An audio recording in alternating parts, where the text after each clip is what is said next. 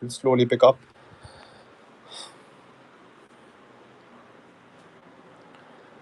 So we had a certain mishap with respect to uh, not going live on the other link. There was some LinkedIn error due to which we had to go ahead with a new link and maybe just go with on the spot, right? Akshit, your voice is breaking. Can you just once check at Yep, your I'll end? check again. Yeah. Okay, okay. So thank you everyone for joining in on the 11th episode of the Changemaker series, and where we discuss today on the Consulting Chronicles, redefining your career trajectory. So with me, I have my co-host Akshit Madan, and I also have in the speaker panel Shikhar Mahajan, Richa Singh, Ashish Junjunwala, and Rahul Singh. Right. So I'll be just waiting for one more minute till the time we get like a quorum so that we can start on with the session. And there is just a small mishap that has happened to us in this event. And the link that we were trying to join crashed, and we were really unable to take the other link forward to join you people or to make you people join. So this is a new link. So I'm not sure how many of them has received the invite. So I'll just take 2-3 minutes while we have more people to join in, and therefore we will be starting with the session. Thank you.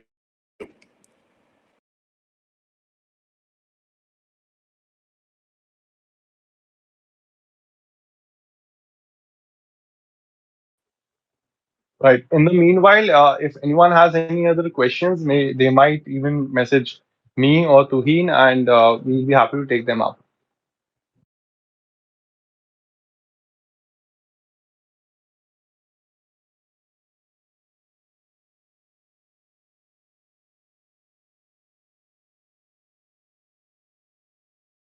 Right. Tuhin, maybe you can just start with the introductions, and then maybe we can go ahead. Absolutely, absolutely. So I'll just start with the introduction. So I have with me first for the introduction a young and a lovely personality who is Richa Singh. Richa has a 5 years of experience in the strategy domain, research and consulting. So she has worked with the firms like EY, Gartner, Bain in the past across industries. She's currently working as a senior at GLG, which is an expert network firm. As a strategy consultant, she works with the CEOs and business development folks to come up with a strategic roadmap for increasing their businesses. Well, thank you, Richa, for joining in, and thanks for accepting our invite. Welcome to the event and a very good evening. Thank you so much, Toheen, for the introduction. Really looking forward to this event. Absolutely. Thank you very much. Thank you. So next we have Mr. Ashish Junjunwala, right? So Ashish is an MBA grad from IIM Calcutta and has over 7+ years of industrial experience across financial services, strategy, and management consulting. So currently he holds the charter for both CFA and FRM. He has worked with Goldman Sachs, Gaja Capital, Sovereign Fund of India, and the BCG Group. So thank you, Ashish, for joining in the session, and very good evening to you. Good evening, Toyin, and thank you everyone for having me on the show. Thank you. Thank you. Thank you. So the next person whom I would like to introduce to the panel is Mr. Rahul Singh. So and Rahul is a banker by the day and a writer at night. Whoa, wonderful. Rahul is an expert at connecting the three, the idea, insight. The three is idea and insight, and an individual who sums up his life as ABC, an author, banker, and a community builder. Having an illustrious career in banking, he is an assistant director of global marketing and strategy at NTU Singapore, principal of corporate advisory group at IIM Udaipur, and academic council member of Jaipuria Institute of Management. Well, thank you, Rahul, for joining in the session, and a very good evening. Thank you, my pleasure. It's rather night where I am. I'm calling you from Singapore. Absolutely. Thank you. Thank you. Okay. So the next person I would like to introduce in the panel is Mr. Shikhar Mahajan. So Shikhar is a management consultant with BCG. He's an IIM Lucknow alumni and NIT Warangal alumni. He's been been mentoring students for quite some time and loves to sing, play cricket, and is an avid quizzer. So without wasting much more time, and I guess most of the team members here joined knows Akshit. So Akshit is a seasoned CA professional and having got like 4+ years of experience. Thank you. And thank you, Shikhar, for joining in, and a very good evening to you as well. Thanks, Tohin. Thanks, everyone, and looking forward for the event. Absolutely. So we'll start with the question now. So probably Akshit, so being the co-host, I would like you to start with your questions, and thereby I'll be asking mine. Right, right. First of all, I think I would like to thank everyone who has joined in. I understand that this was more of an ad hoc link that we just uploaded right now, and we started it since our last year link crashed. But thank you for joining and showing the support. With respect to the panelists, for since we have a diverse panel which has varied experiences, maybe I would like to learn like the first question probably could be that in for example, I think Richa and Ashish, you guys are from originally from private equity background. You moved to consulting later on in your career, and Shikhar, you were in the sales background, and then you moved to the consulting background. So maybe these words are quite fancy, right? Private equity, consulting. It's like a dream job for every fresher. Maybe you can just break down your individual experiences in private equity and consulting, and just let us know if it is really worth the hype. And maybe you can just share your experiences with respect to how your previous experiences helped you get or helped you excel in the field of consulting. Maybe we can start with Richa first. Thank you for the question, Akshit. So, for me, basically, I always wanted to work in strategy. So, I got the opportunity to work at Bain alongside Bain CEO Manny Masida. So, that was like a really big opportunity considering my previous background. So, when I got this particular role, I blindly followed that, and later on that has helped me to basically land a similar sort of role at GLG as well. So basically, strategy was a domain that I was trying to get into for a longer time because my interest area lies over here.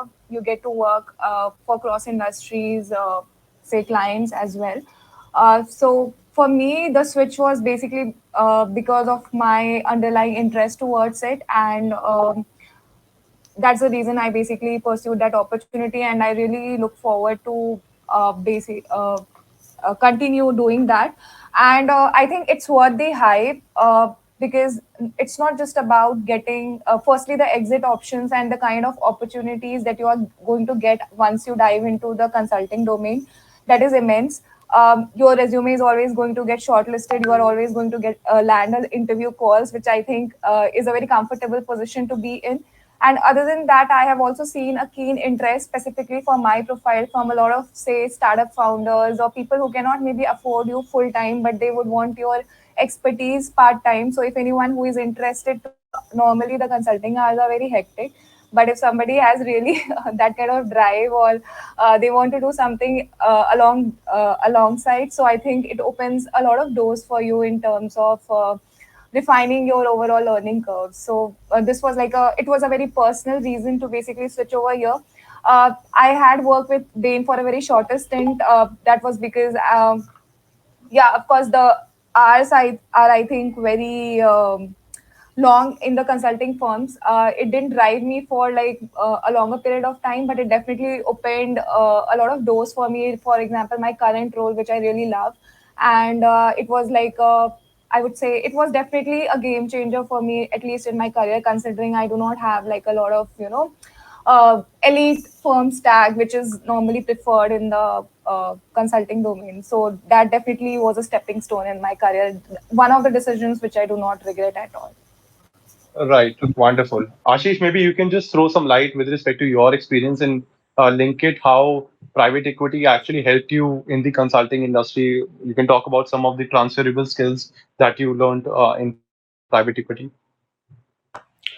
Sure, Akshit. So, Akshit, first answering the hype part of it, whether Yep. private equity or consulting is worth the hype, it definitely is, largely for three reasons. Firstly, being the pay. One of the both private equity and consulting are the pay masters in the industry. So you suddenly see people who have just graduated fresh out of college getting into private equity consulting and earning huge buckloads of money. So it's definitely worth the hype from a pay perspective. Secondly, the type of people and the type of problem you work with, that's immense. So just imagine a 24, 25-year old just coming out of college and working very closely with the top management and trying to find solutions to problems which probably an 100-year-old institutions have not been able to found themselves, right? So that was a challenge, and especially at a time when COVID had stuck, there were new problems coming in, something the world hasn't faced yet, and that was an immense, like the one of the best times to do consulting, right? And the third part is the exits, which Richa mentioned. So all, like, more than the designation or more than the brand that you have worked with BCG or a sovereign fund of India, the people respect the skills that you have picked up there, right? So that's why you are one of the most hot properties when you are looking out or want to change, because people know that firstly you had the credentials, you had the skill set, you had the hard work in you to be able to make it to these firms and survive within the firm, and at the same time you have picked up more incremental skills during your journey out here. So definitely it's worth the hype. So on the second part of the question, whether private equity helped me get or helped me, there were any transferable skills. To be honest, not a lot of them, right? However, there are few commons, like private equity was largely more focused on industry analysis. Probably there were a lot, like data being already available. A lot of first principle thinking wasn't required at private equity. Valuation was a very integral part of it, compared to consulting, where again a lot of the basic work has already been done by the client, right? The reason that the management consultant has been bought on board and is being paid a bomb is that they will pull out a rabbit out of the box, or like they will do something different. They will, like, use a lot of first principle thinking. They will bring in the best in class things and all. So a lot of skills aren't transferable from private equity to consulting. Rather it's the other way around, where a lot of things you learn in consulting, which is your problem solving aspect, your structuring of the problem, you applying frameworks, you are able to break down the bigger problems into smaller ones. They'll go on later and help you when you are doing portfolio management as a part of your private equity job. However, private equity skills don't come in very handy in your management consulting stint, largely because you don't do hardcore valuation, you don't do a lot of primary research. That normally you have a subset of a team which is looking into that. So although probably the experience, the type of people you work with are helpful, that you learn the people skill while at private equity, which helps you at management consulting. However, a lot of common transferable skills aren't there, in my opinion. Right. So maybe you wish that you had done consulting first, right? And then went into private equity if you had to, right? Actually, yes, yeah. Awesome. Shikhar, any 2 cents you have on this topic? Maybe you can just walk us through your journey and why you chose to be in consulting in the first place. Sure. So my journey before MBA, I went to B school in 2020. So my journey before that was into pre-sales, and if the crowd doesn't know what pre-sales is basically the anything and everything an IT company or a service company for that matter, when they sell projects. Right? So from the time the opportunity or the lead is created until the lead is seized, so the team which takes care of it is the pre-sales team. So so I always felt, I really wanted to be at a role which involves a lot of talking, involves a lot of client meeting, involves a lot of storytelling, and I always felt I was really good at it, and that is how I landed myself a job into pre-sales. But the one thing which I felt was missing during those 2 years was the problem solving, the crux problem solving. So as a pre-sales, it's more like, you go there, you sell your product, you try to strike a conversation, you try to hit the goals.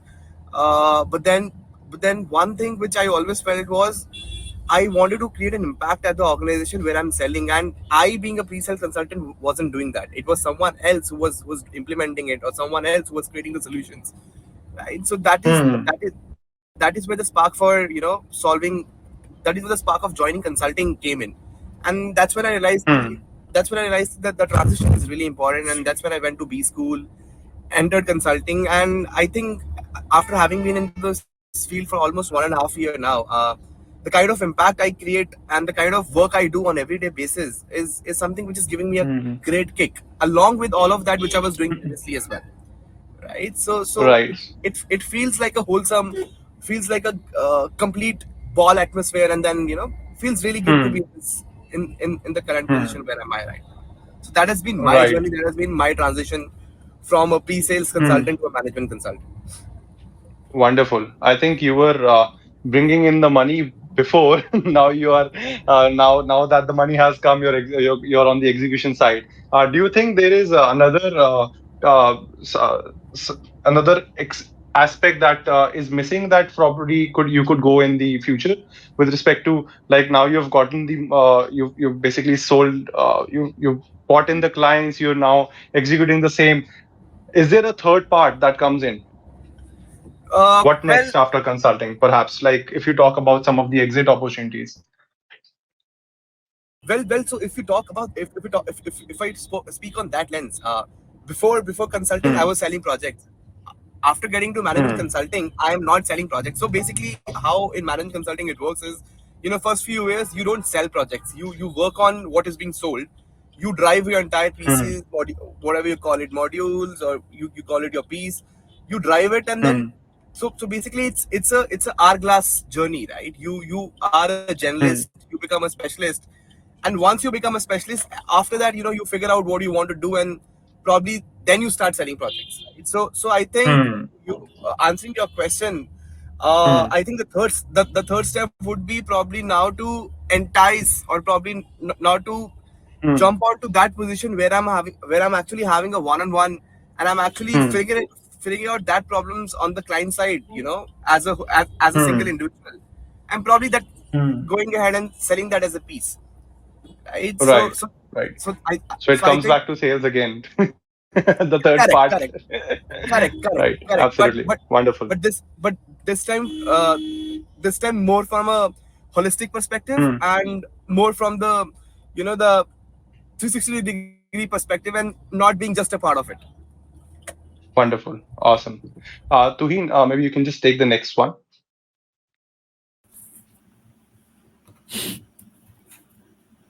Well, absolutely. Thank you very much, Akshit. And thank you, Shikhar, for your insightful knowledge about this topic. So, the next question that I would like to go forward is going to be for Rahul. So, Rahul, you are into the global marketing. So, we would like to know, or our listeners would be very keen to learn about the role as a global marketing and strategy.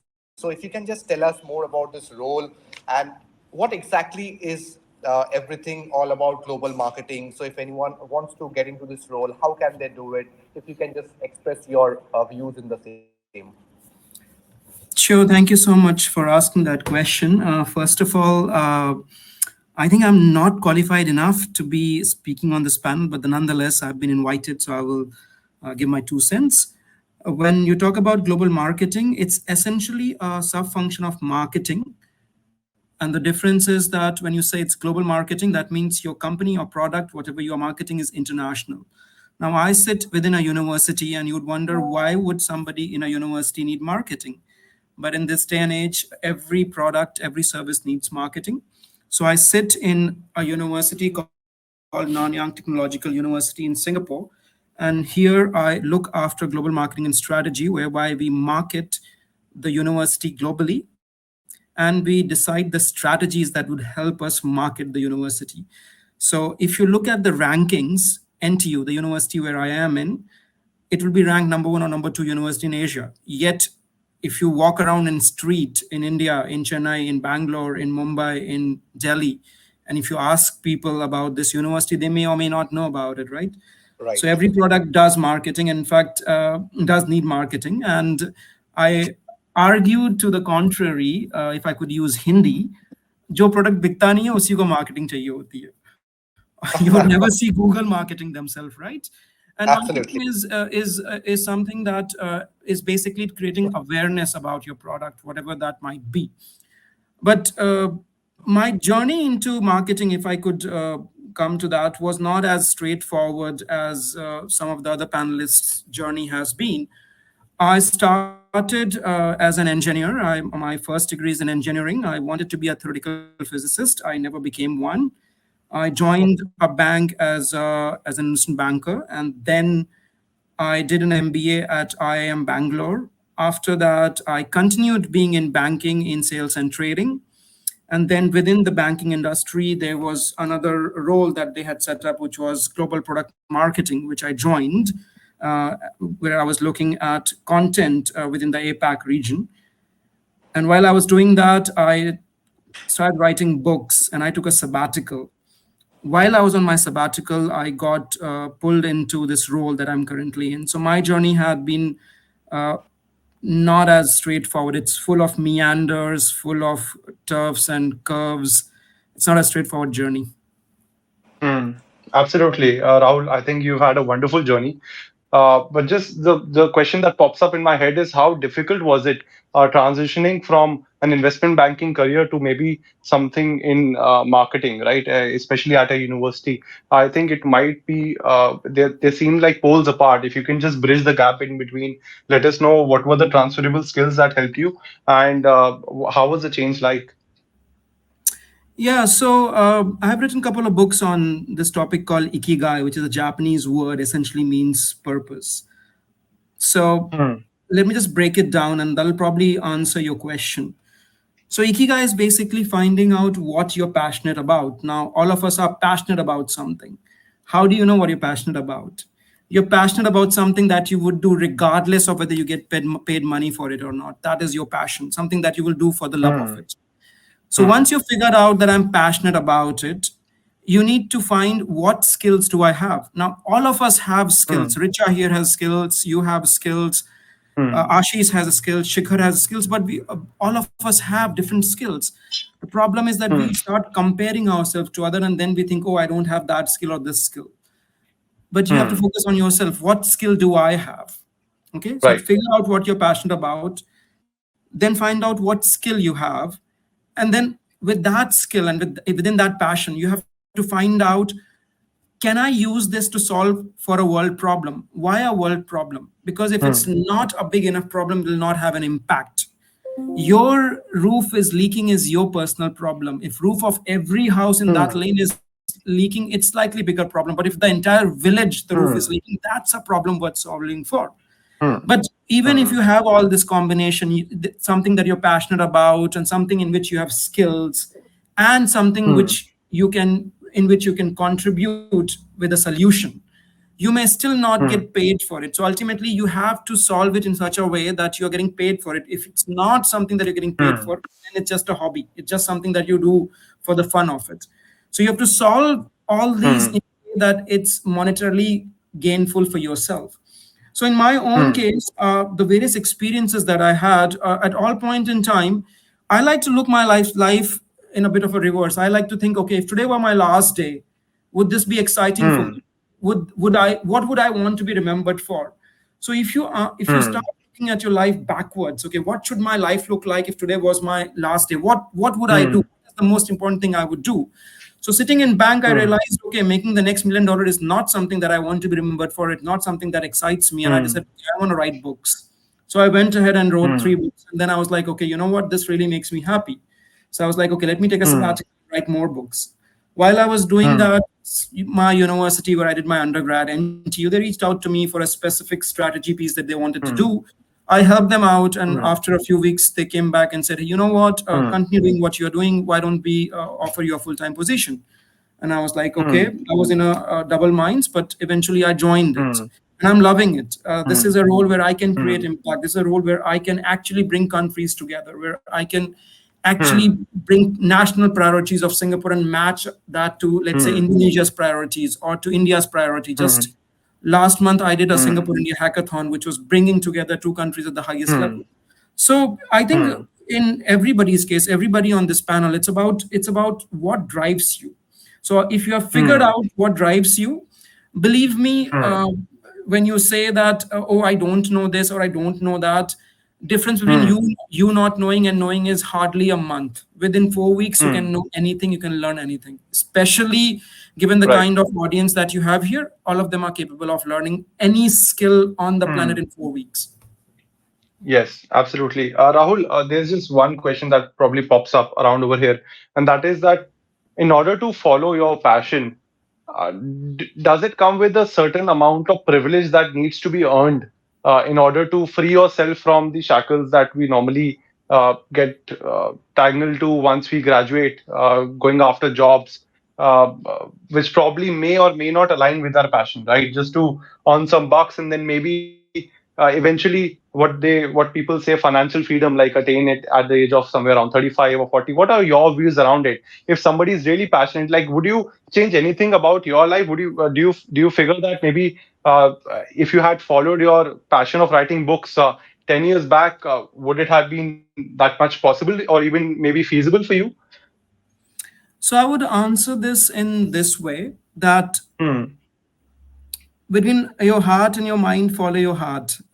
That's true Hmm. for career, that's true for love, that's true for anything that you will do in life, because you will Hmm. then live a life without regret. But having said that, there's a practical element to this as well. But essentially Hmm. what happens is that when we are graduating from top colleges, which is basically your Hmm. audience which has joined in today, and if I were to throw Hmm. back this question to you, let me ask you this question: what do you think the top Hmm. 1% of India makes? How much money should you be earning per month or per year Hmm. so that you're in top 1% of India? Could you answer that for Hmm. me? I think in Simple India question it's to you. somewhere around more than 5 lakhs or Okay. 7 lakhs.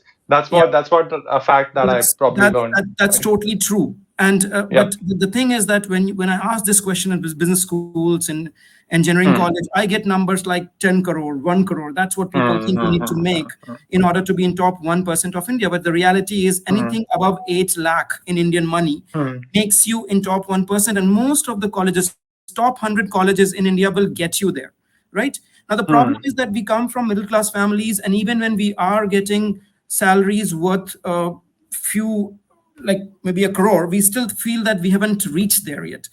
And we keep chasing Hmm. that. And in that process, we kill our own dreams. And a point comes when you are not true to yourself. So I would still go back Hmm. and say that if you have that safety net of graduating from a top college, and that's very important, by the way, right? There is something that you can fall back on. Hmm. Then from that Yes, point on, absolutely. follow Hmm. your passion. But if you're not from a top college, and by that I mean if you're not from a top 100 college in India, then of course you have to solve Hmm. the roti kapda makan first, and then maybe Hmm. you can look at, because you still have to pay your dues, you have to establish your credibility. How do Hmm. you establish your Hmm. credibility? Your academia is one Hmm. part, but if your academics are not that great, then you have to prove it in some other way. How will you prove it? By working for some big name corporations, by doing something unique, right? And Hmm. there is no shortcut to it. Either you have to study hard or you have to work hard. There is no shortcut, right?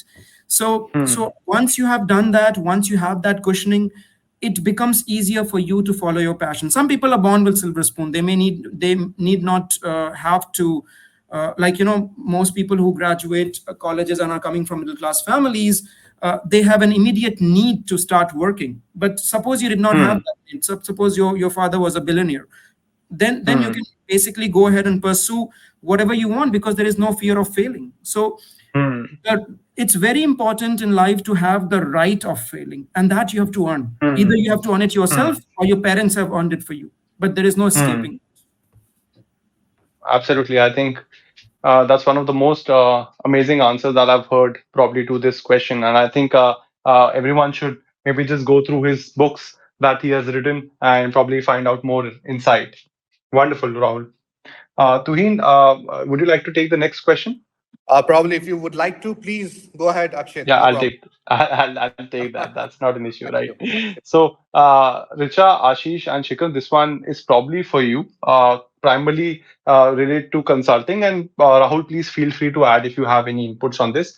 I just wanted to understand what is we always talk about academic achievements and the role that play in our technical proficiency at the workplace. But what really sometimes matters is the communication and the people skills that some individuals display, which probably leads them to better clients, better promotions, and faster growth. So maybe you can just let us know the importance of people management skills both at the workplace and outside the workplace. For example, in the content creation industry, I think Ashish, Richa, you are very much like I think popular over there. So you can just highlight how to develop those people management skills as well, and how probably you went ahead with those skills or some of the other transferable skills.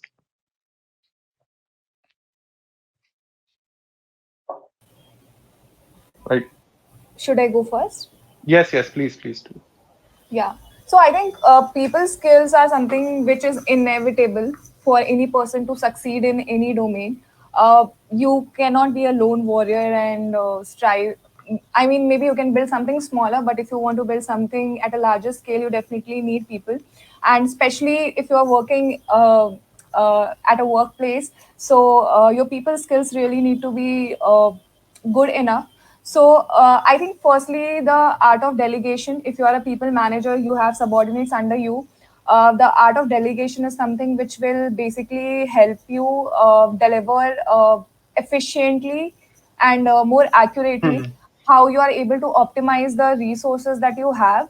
Uh, Hmm. in terms of people, right? Hmm. Secondly, how well you are able to communicate. So a lot of times when you're working in a team, communication gap occurs a lot. So if you are somebody who is managing a set of people, so you need to ensure that there are no assumptions within your team. Everything is being communicated clearly. Everyone understand what their roles are, the deadlines are. So these are all the, I think, main skills which somebody would require to strive on the workplace. Right, absolutely. I wanted to understand, Richa, that okay, we understand that communication and people management skills are important. How to hone them, right? Is it only through experience that somebody has to experience the bad points and maybe just go through it wrong the first time and learn from his or her failures? Or is there some hacks that probably would you like to give on how to efficiently delegate or maybe how to effectively manage people or be at least good with people? Most of the times there are some people you are not being able to manage because of the fact that they are not your subordinates, right? They might be your bosses or your boss's bosses, right? At the same time, you need to build a rapport with them as well. So maybe some of the tips and tricks that you have developed along the way, or what is your approach to basically network with people who are higher in the authority with you? I think for me, basically, what I do, it's not just at workplace. In general, people normally define me as somebody who asks a lot of questions. So I do not Hmm. hesitate to ask questions to anyone. Even if I have like the Hmm. slightest of doubt, I do not hesitate or fear that they are going to judge me, be Hmm. it the higher management or something. And even if I have follow up Hmm. questions, I just keep going on and on. It's better to ask questions beforehand and understand the expectation of the other person rather than deliver Hmm. something below their expectations, or which might, basically land you in trouble. And secondly, be approachable at workplace or at any place, basically. So a lot of people are very smart but very intimidating. So if you are somebody who is approachable both for the higher management as well as your subordinates, so I think you are going to be a great team player and somebody uh, who is definitely going to refine their people skills further, because a lot of people are definitely going to approach you more for their work related Hmm. stuff. And I think Amazing. other than Yep. this, I think ask questions and be approachable and be empathetic. If you are at a, say, leadership Hmm. role, try putting yourself in the shoes of other people, and the way you deliver, say, feedback, that also matters a lot. So I think there are smaller things which basically help you build a great reputation with the Hmm. people around you. So we need to be mindful of those things. Amazing. I would like to Ashish, just you. Yep. add Yep. Please something go ahead. to that. You said that do you manage upwards? I think that's a very myopic view way of looking at Hmm. things. Hmm. You don't network up or down. You just need to be to begin with. Hmm. You need to be a likable person. How do you become likable? Hmm. Like Richa was saying, approachable. Why would people approach you? Hmm. People will only approach you if you're likable. So you have to be likable to Hmm. begin with. Only when you're likable, your juniors will look up to Hmm. you and your seniors will trust you, and that Hmm. comes with a bit of genuineness. So you have to be Hmm. genuinely appreciating people that are around you, whether they are your seniors or they are your subordinates. And if you're trying to bucket people into subordinates and seniors and juniors, people can see through. You may succeed in the first few years, but people are generally smarter than we give them credit for. Generally, a large bunch of people are smarter than, maybe you can bluff somebody for some time and everybody for some time, but not everybody all the time. So have genuine interest in people. That's what I would say. And to your question, what is more important, the skill sets or people? Your skill sets, your IQ, your grades, your credentials can open the door for you. No doubt about it. But after a point, when you reach a mid-management level, your reputation precedes you. And your reputation is built by people. So you have to necessarily invest into people long term. I mean, given a chance, would I rather have an IQ of 150 and an EQ of 80? No, I would rather have an IQ of 120 and an EQ of 120, because you need both at workplace. So in short, be a likable person. How do you become likable? Read books. There is a very nice book by Dale Carnegie. Does anybody know which book I'm talking about? Okay, I think most of the people are mute. And Influence People. That's the oldest book written. The entire motivational speaking industry, the entire all these gurus that you see about that's just a subset of what that book talks about. He probably was the first motivational speaker, if I could put him that way. Read this book and implement this book and read this again and again and again and again. And one more thing, lower your ego. Especially when you're coming from top business schools, top colleges, you have a big ego that you are one among, you have graduated from the best business school and got into a great program. And that's why now you have earned your right to rule. That is your downfall. That's the beginning of your downfall. Absolutely. Rahul, my question was more focused upon not just the hierarchy per se, saying that you probably network with somebody upper than you or on the same level or down. It was not regarding that. It was mostly regarding the fact that sometimes I wanted to maybe touch base upon the time frame, that sometimes you have to network with people who have much more bigger priorities than probably talking to you, right? So they are involved in a lot of more spaces and you get less time with them. So I was probably wanted you to maybe just touch base upon some elevator pitches, the importance of them, and maybe just and how to go about people with you have a longer duration with, and how to build a long lasting impression, right? So I wanted to maybe if you can just focus on that. Sure. So the thing is that you need to know three things. Networking is not about you trying to extract some value from the person in front of you. That's not networking. That's being selfish. Okay. Yes. So the second point is networking is as much what you can offer to the other person as what you're trying to get from that person. But if you start with that precedence that I must get something out of this person or I must offer something to this person, that's a very transactional way of looking at it. Right. This is not networking. What is important is if you go to an event, if you meet people, you should meet people with an open mind. I always like to say that have a zero agenda meeting. During COVID, it was difficult, but if you are in a situation where you go to work every day, 4 out of 5 days, make sure you're having lunch with different people from your same office, from the same company, or if possible from some other industry, some other companies, because you will learn more in that 45-minute lunch with that person than you will ever learn from reading a book which is 300 page. People tell you a lot. So when you're meeting people, what's going to happen? Out of 10 people you meet, 3 won't like you and 3 you won't like. That's fine. Okay. That's okay. But the 4 that you clicked with, continue to build on that. You met that person once, it was a zero agenda meeting. You meet that person again after a month, ask them out, okay, would you like to have a coffee with me again or something? Build on those 4. Continue building that, keep deepening it. When I came back to Singapore after finishing my MBA from IIM Bangalore, I did not have a job. There are about 1,800 IIM alums here in Singapore. I personally met at least 400 of them for 4 months before I could land a job, not even the job I wanted, a job. right? And in that process, I met a lot of people. Not initially, it was very transactional. I need a job. Can you give me a job? But over time, I started liking the process itself. That I am meeting this guy not because I'm now immediately looking for a job, but maybe because I just like the process of meeting people, knowing to know about them, and knowing to talk to them. And over time, what happened is that those same contacts, they may not have come in handy immediately the next day, next month, or next year. But now some of those contacts that I have built are some of my best mentors, some of the people that I look up to. In fact, I would even say some of those people that mentored me, they now put in their kids to talk to me. So it's a long-term relationship that you need to build. So bottom line is, meet a lot of people, try to see who you click with, strengthen those connections, and just continue with that. One more thing I would like to say here: when you go to an event, your job is not to find the person you like. Your job is to collect as many name cards as you can. That's your job.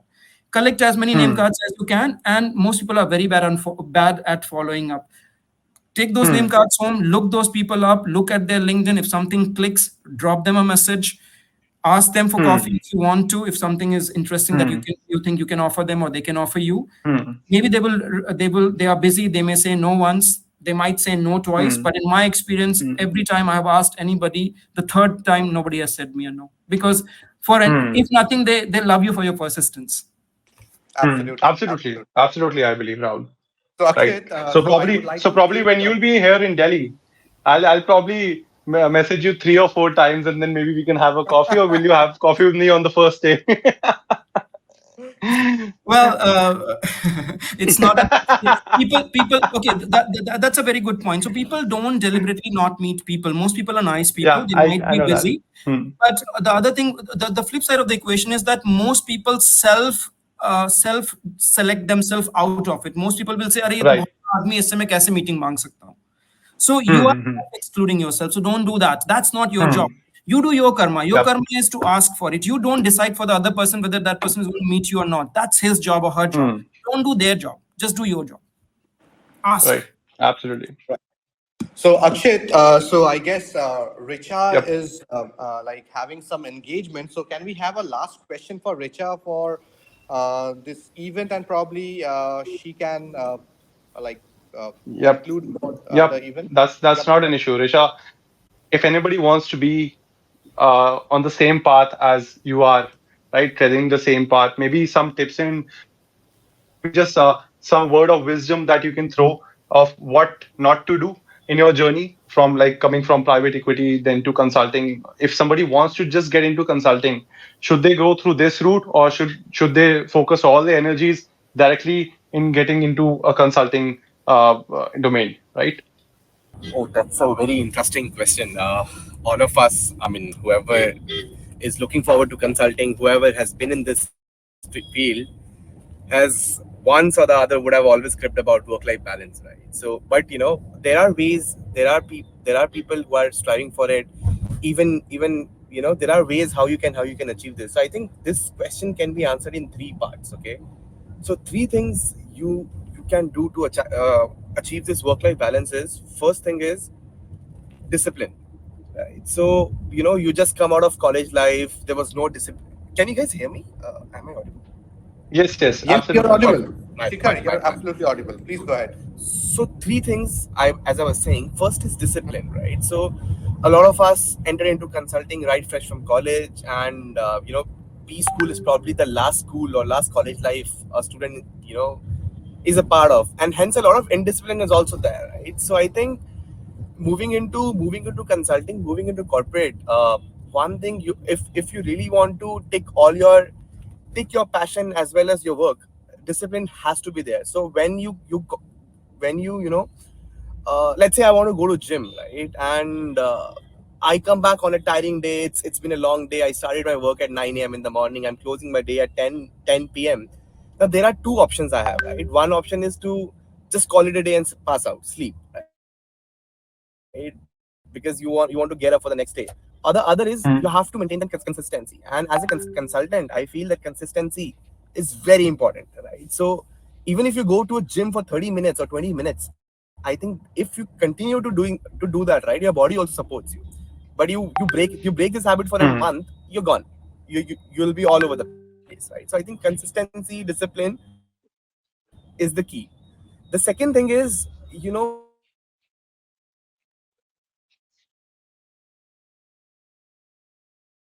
happens is, you get a lot of ad hoc work, you get a lot of last minute work. In consulting, life isn't certain, it's very uncertain, right? So I think clear communication with your upward people, like your manager, your boss, your partner, your MDP, has to be there, right? As in, you have to set your priorities very straight, that look, hey, I'm an early morning person, right, and I can start as early as maybe 6 a.m. Or hey, look, you know these are the two things I really want to do in my life, and no one would come and would stop you for that. So I think clear communication on what you want to do, how you want to lead your life, how you want to lead your week. This could be as basic as a work plan, right? So let's say I start my Monday 9 a.m. I start my Monday. Maybe 8:30 a.m. I'm just shooting my work plan and discussing my work plan with the manager and be like, hey, these are the 5 things I'm planning to do. And apart from these are the 2 things I have lined up, for my personal life, or for my personal routine, right? So I think clear communication, clear messages should be there. You should not keep it to yourself and then crib, at 9 p.m. when something comes and you'll be like, yeah, aaj to gym jana tha, or yeah, to movie jana tha, and this didn't happen because you never communicated, right? So I think that is very important. And the third thing is, you really need to define you really need to define boundaries, right? So as a consultant, you're supposed to be flexible. I mean, that's the kind of job you sign up for. But if you don't have boundaries, right, you can call for trouble for yourself, and that happens a lot of times if you don't define your boundaries, right? So that is something that's a little difficult skill to have, because you might appear as rude, or you might appear as someone who doesn't want to do work, probably in a setting wherein everyone else is doing work. But this is a skill which will come with time, which will come with probably exercising it, which will come with probably having a good communication with the people around you. And once you master this skill, I think you'll get enough time in your life to probably drive your passion, drive your hobby, drive or probably just time for yourself, right? So I think these 3 other things, Right. I kind of learned over time. It's been 16 months now. I've kind of learned over time. I'm even practicing today as well. So for this 7 to 8 call, I had a meeting, and I told Tuhin in the morning that, look, champ, I have a meeting, I might not be able to make up for this. But then constantly pushing around people around for that I have an engagement at 7 to 8, and maybe making my way through, and maybe convincing others kind of helped Right. me join this call. So I think these 3 skills, if you always practice these very, very honestly, and practice this for a long time, I think work life balance would not be a key question then for a consultant. Right. Absolutely, Shikhar. I believe don't overpromise and underdeliver. Rather do the opposite, if possible. Exactly. Right. You can't you as a consultant, you just can't afford to do that. I mean, Yep. if you were promised to, I mean, you have a client in front of you whose all eyes are on you, right? So by doing that, you just lose trust, and you just lose credibility. And someone was talking about credibility on the call. So once that happens, right, regaining that trust or rebuilding that thing again is a task, is a mammoth task, right? So that is something you'll have to master, that kitna bolna hai and kitna karna hai, and that is a skill you'll have to master, and that doesn't come on day one for sure. It's a skill which comes Absolutely. over time by practicing it. But yes, if you hit it right, bang on.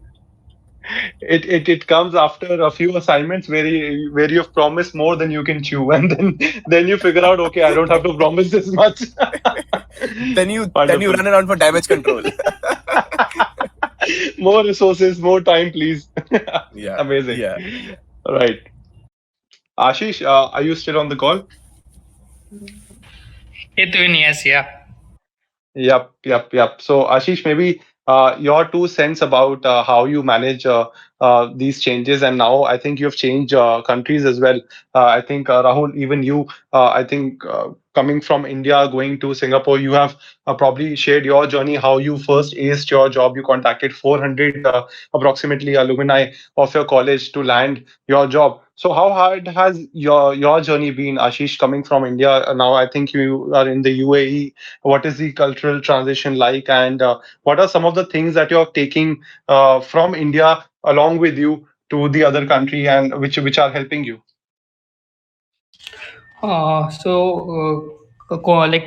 God has been very kind. So I did not have to do a lot of hard work, or in the sense a Hmm. lot of uphill tasks to get a job Hmm. here.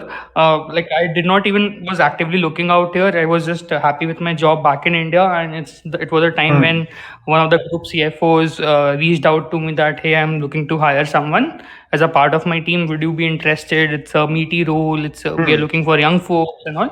So I just took up that Hmm. role. So I think that way it was very smooth, and the team and the people here have been very Hmm. supportive. A couple of things which I try and replicate, or things which I've learned in India, which I try to leverage here is, firstly, I keep things very simple. I don't overcomplicate things.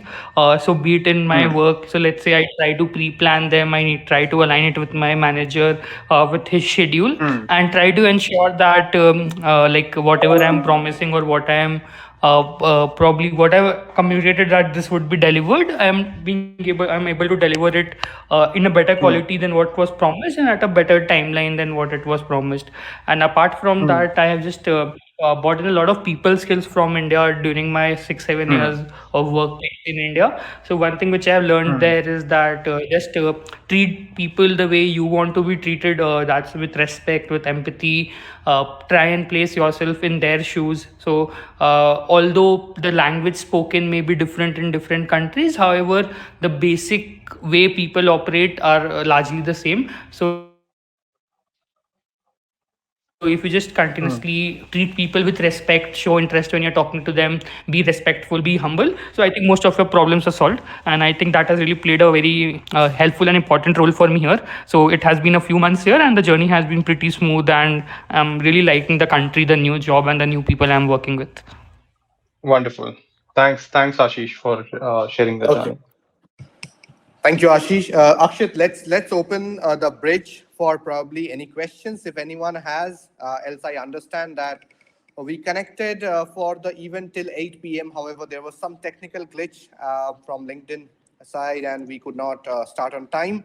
But let's try to stop on time. We'll take one or two questions from this evening, and we'll try to end it by 8:15. So, any questions, anyone? Any questions? You may just raise your hand if there's any question. Okay, so any question, anyone? So we are open for taking the question, and therefore, post which we can slowly conclude the session. I've Okay, so actually probably received a I'll ask the question. question. Yep. Yep. So No, probably I've I'll received. ask the question. Yeah. Mhm. Please go ahead. Sorry. There is some overlap. So probably I'll ask the last question for this evening with this wonderful guest speakers that we have got nominations from. So I would like to ask Ashish, Shikhar, as well as Rahul. So what exactly keeps you people motivated, and how do you plan your journey ahead? If just maybe one pointer from each would be enough to suffice this entire discussion and conclude the event. So I will just quickly go first. For me, it is the quality of work. Every day, like whenever I get something which I believe is outside my comfort zone, something which is challenging, or even if I have the 1% doubt that if I will be able to do it or not. So I think that feeling of being challenged, that feeling, okay, that this is something new you are trying, this is something which may not pan out. So I think that feeling of uncomfort, that feeling of discomfort, that feeling of doing things beyond your comfort zone, I think that really keeps me motivated and going. Okay. Thank you, Ashish. Let's hear from Shikhar. Shikhar, how do you stay motivated? Probably 1 point or 2 pointers. Sure. So I think if I have to summarize my motivation in one word, that's hunger. So for me, the entire just give me a second. Anam. For the only word is motivation. So hunger, my bad. Yeah. So what it has been for, I'm sorry guys, I was just getting down the cab and a lot of disturbance around that. But the hunger to grow more. Probably so the only motivation. So as I mentioned, why I joined consulting was because I wanted to solve problems. I wanted to create impact, right? And the hunger to create more impact and the hunger to get that smile on the client's face, right? So that is something which keeps me motivated. Every time I go to a client or I conduct a workshop or a meeting for a client, the my sole motive of doing that is to get a feedback or probably to get a message at the end of that meeting that, today we learned something, or today we did something, or this meeting was just not a meeting which could have happened over an email, right? So that hunger to probably bring a smile on someone else's face by solving their problems, by making their life easy is something which keeps me motivated for now. And I think making that the basis of my life, that is how I would want to just take further in my life as well. Thank you. So maybe Rahul, you can just add Yep. on. So I would quote something from the Mahabharata, Dharanath Dharmam Itehu. One that sustains is dharma. And your life is nothing but aligning your karma to that dharma. Now, dharma often gets confused as religion, which it is not. Dharma is basically innate constituent of something. So, what are you innately? Try to figure out who am I? And once you've figured out who you are, that's your swadharma, that's your own dharma. Don't try to imitate somebody else because their swadharma is not your swadharma. Their swadharma is paradharma to you. It's somebody else's dharma. Understand who you are. That's very important. Before you try to change the world, first understand who you are. Once you have understood who you are, for example, if you're compassionate, be a doctor, don't be a soldier. The same compassion that is a blessing for a doctor can become an inhibition for a soldier, because how would you shoot if you're so compassionate? So first understand who you are. Once you have understood that, that is nothing but understanding what your dharma is, what you are innately. Once you have understood that, align your karma, align your action to that dharma. That's it. Well, thank you. Thank you so much, Rahul. That was more of a spiritual front of you giving us this idea.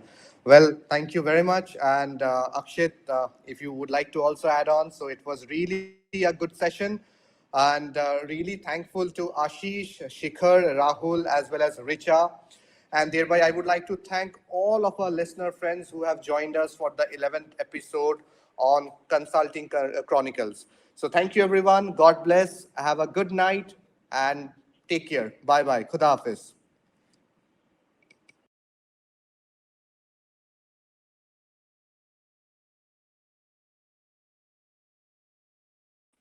Thank you, everyone. Thank you. Thanks, Tuhin. Thanks, everyone. Thank Thanks, you. Rahul. Thank you. Thank you. My pleasure. Thank you.